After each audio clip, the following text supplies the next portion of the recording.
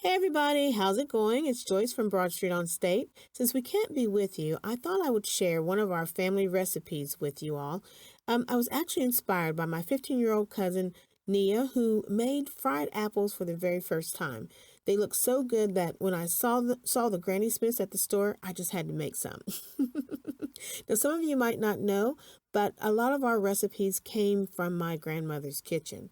And it's been a while since I've made these apples, but you know what? They taste just as I remembered growing up.